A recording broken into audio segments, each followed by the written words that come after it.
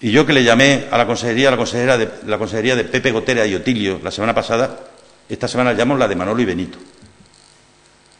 Porque hay pueblos donde están viajando los de la posobligatoria en los autobuses y hay pueblos en los que no. Hoy habrá niños que han viajado en los autobuses, no sabemos por qué razones, y otros que no. Cuando en los centros se ha recibido una circular el lunes diciendo que la semana que viene se darán los criterios de qué niños podrán viajar y cuáles no, y que tienen de plazo hasta el 15 de octubre para rellenar los documentos por parte de los centros.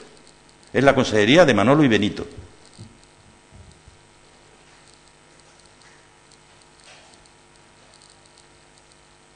Y esto que yo digo se puede comprobar.